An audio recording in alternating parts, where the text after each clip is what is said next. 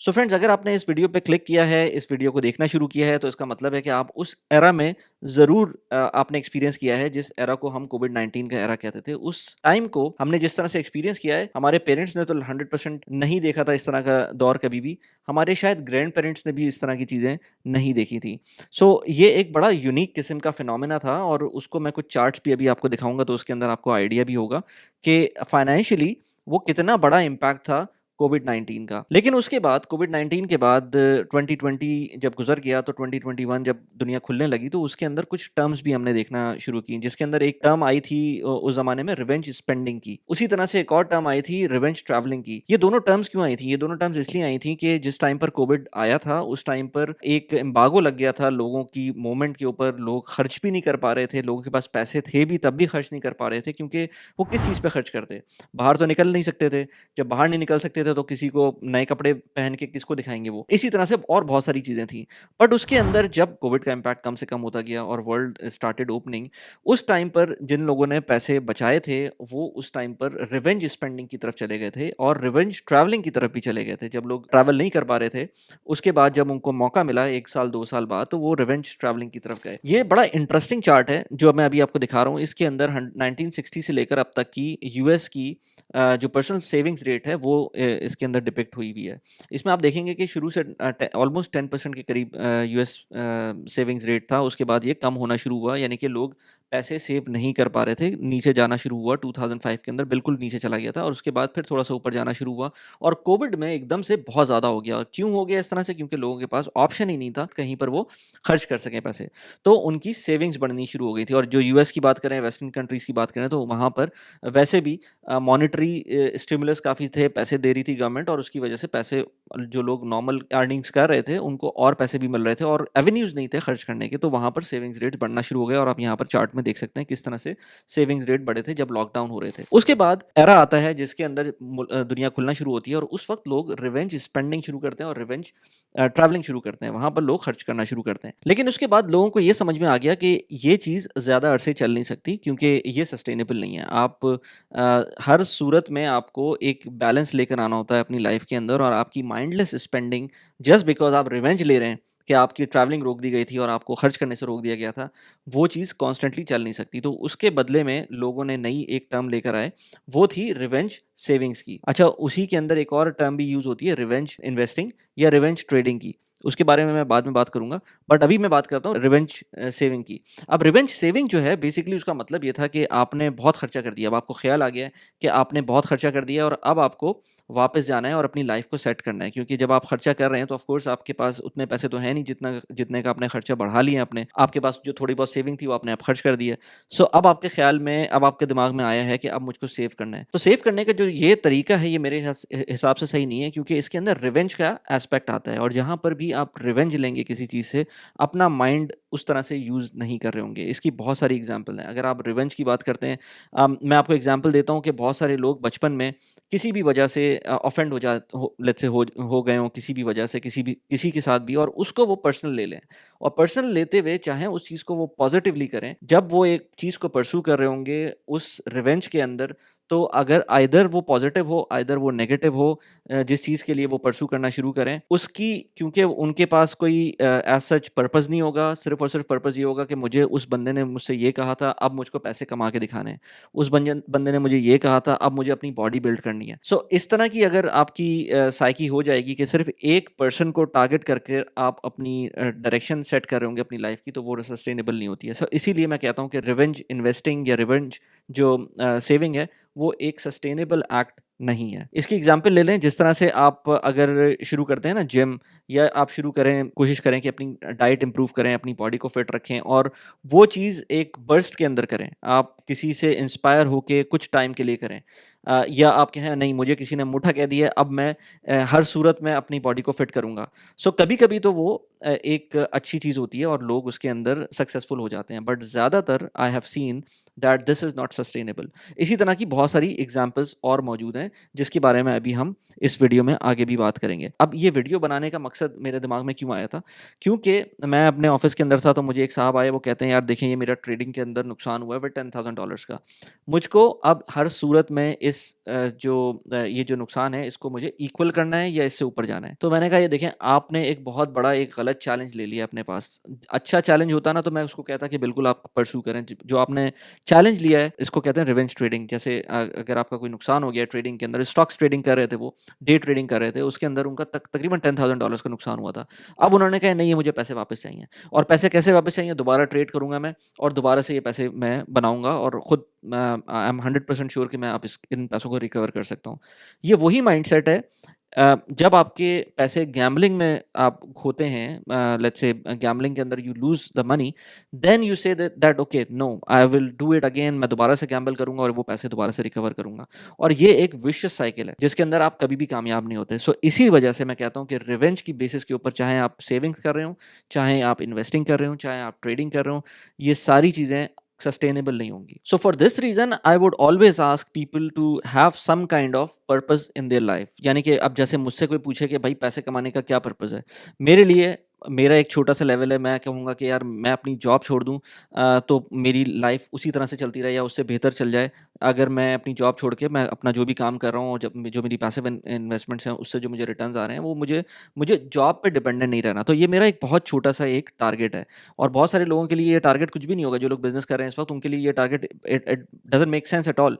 But मेरे लिए और मुझ जैसे बहुत सारे लोगों के लिए अपनी जॉब छोड़ के ऐसी लाइफ़ गुज़ारना जिसके अंदर आप जॉब पे डिपेंडेंट ना हो, एक बहुत बड़ी बात होती है। So for some people it's a huge thing. लेकिन उसके लिए मुझको कुछ स्टेप्स कवर करने पड़ेंगे, कुछ लेट्स से मुझको अपना फ्रेमवर्क है वो बनाना पड़ेगा। और ये सिर्फ़ और सिर्फ़ उन लोगों के लिए नहीं है जो जॉब कर रहे हैं, क्योंकि मैंने बहुत सारे बिज़नेस ओनर्स को भी देखा है कि वो लोग भी अपने डिसीजंस गलत ले रहे होते हैं। अपनी लाइफ़ के अंदर जो आपका बिज़नेस चल रहा है, वो तो शायद करंटली सही चल रहा हो सकता है आप लकी हों जिसकी वज़ह से आपका बिज़नेस अच्छा चल रहा है, या आपका एनवायरनमेंट ऐसा है कि आप बड़ा एक स्टैंड आउट कर रहे हैं किसी वजह से और आपका बिज़नेस अच्छा चल रहा है।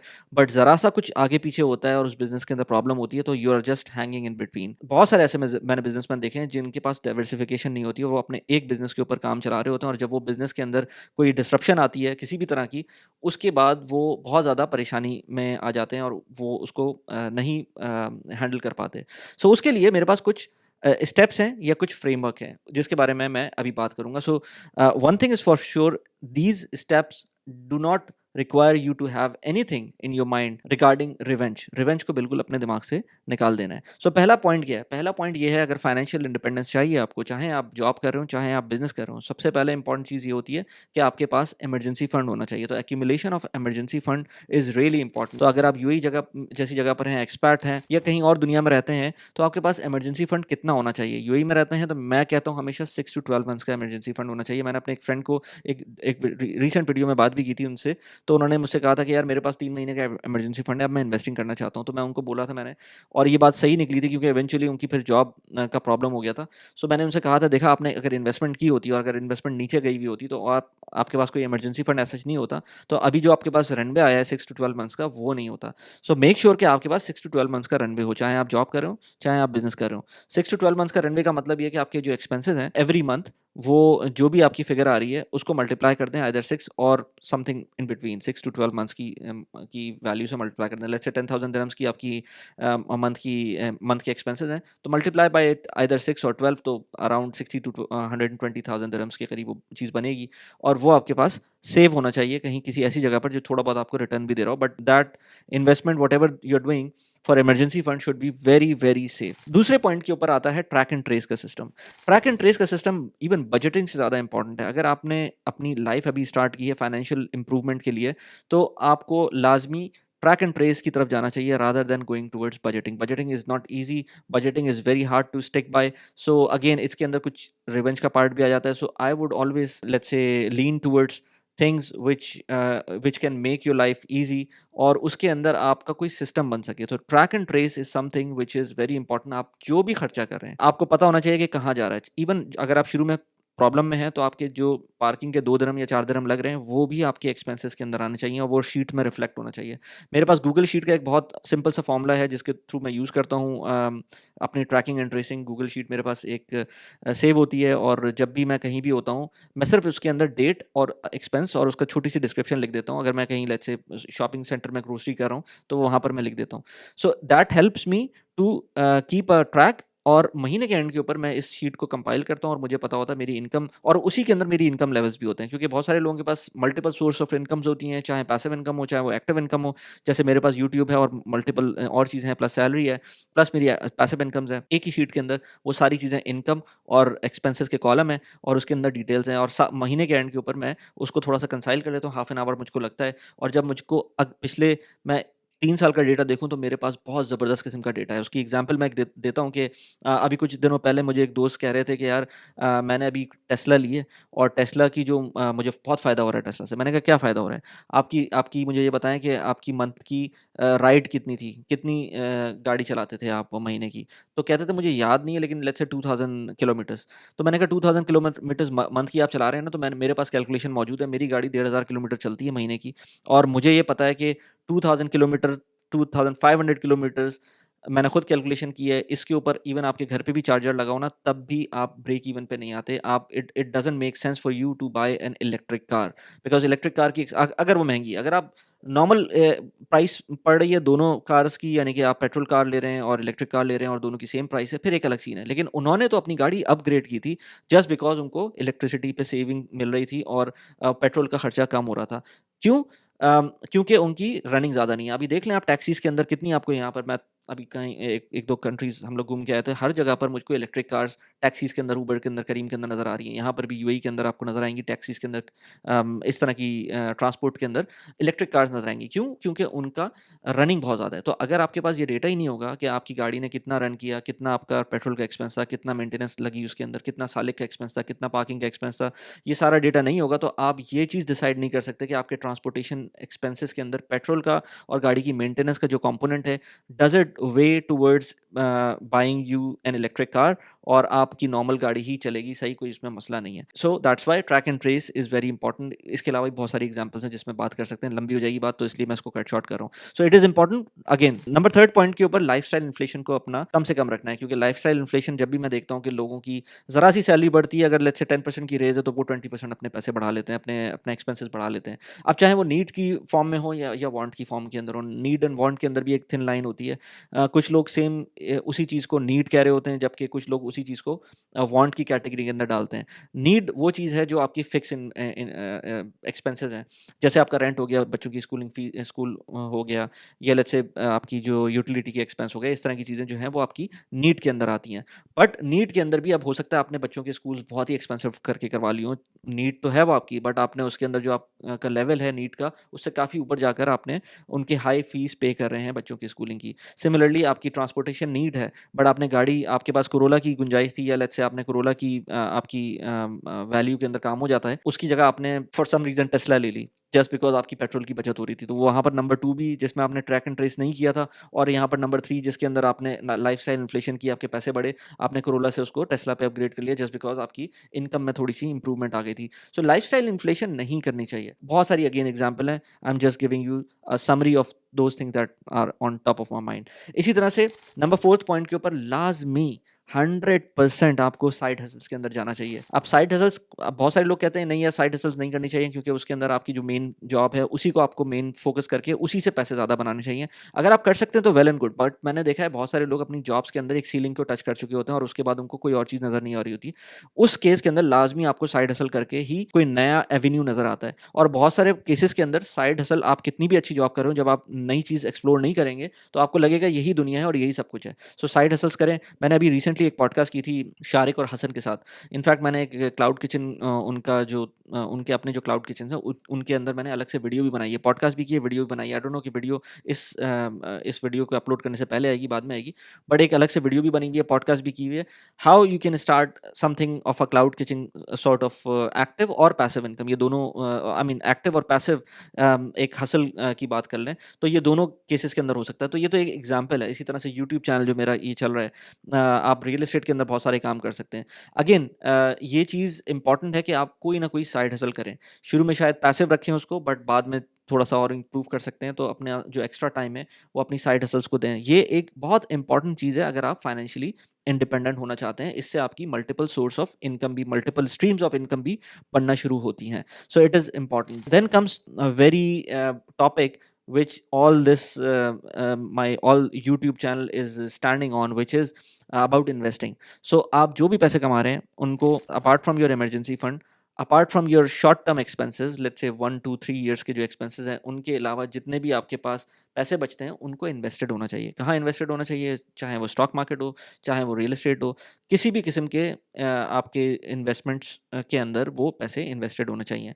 आई always talk about platforms like Sarwa, Baraka, Amana, let's say Smart Crowd, Stake, Prypco Block, इस तरह के और बहुत सारे प्लेटफॉर्म्स हैं जिनके लिंक्स भी मैंने डिस्क्रिप्शन में डाले हुए हैं। If you are going to use them, you will get somewhere around, let's say, $50 to $150 of referral bonus if you use my link and open the account. Multiple videos मैंने इनके ऊपर बनाई हुई हैं, यूएस के स्टॉक्स के ऊपर, UAE के स्टॉक्स के ऊपर, यूएई की प्रॉपर्टीज के ऊपर, क्राउड फंडेड प्रॉपर्टीज के ऊपर। तो ये बहुत सारी चीज़ें हैं जो कि आपको इन्वेस्टिंग में हेल्प करती हैं। ये सारे प्लेटफॉर्म्स आपको इन्वेस्टिंग में हेल्प करते हैं।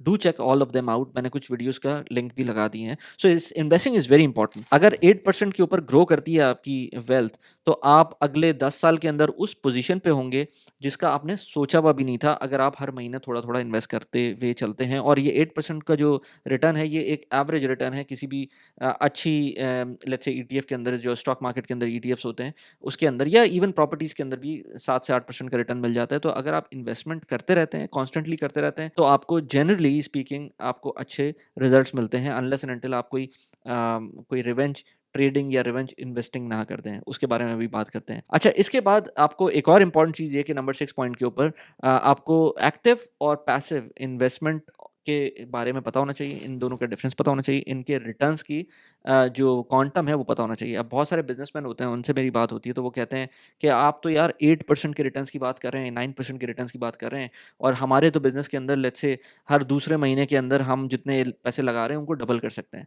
तो मैं कहता हूँ भाई, first of all it's very difficult to do this thing consistently, कि आप हर महीने 2 महीने बाद अपने पैसों को डबल कर लें। ये बिजनेस के अंदर हो सकता है, आई डोंट डिनाई दैट, हो सकता है, बट कितनी फ्रीक्वेंटली कर सकते हैं ये क्वेश्चन की बात है। और दूसरा, अगर इतना कंसिस्टेंटली आप कर सकते हैं तो इमेजिन कंपाउंडिंग के साथ आप कहाँ से कहाँ पहुँच सकते हैं। So I think it's not possible, but yes, it's going to be better than having 8% of return annually. But the problem is, जो 8% रिटर्न एनुअली आ रहा है ये पैसिवली आ रहा है, और जो आप बात कर रहे हैं वो एक्टिव इनकम के थ्रू बात कर रहे हैं। So difference between active and passive income needs to be understood, because unless and until you don't understand these two concepts, तब तक आप अपने जो इन्वेस्टिंग डिसीजंस हैं वो बायसनेस की तरफ लेके जाएंगे, और आप चाहेंगे कि आप जो भी इन्वेस्ट कर रहे हैं उसका रिटर्न उस तरह से आए जिस तरह से एक्टिव इनकम का आता है, तो वो नामुमकिन है। और अगर इस तरह से आप का टारगेट रहेगा तो आप हमेशा नुकसान उठाएंगे। So make sure you understand the difference between active and passive income. Now number 7 point के ऊपर आता है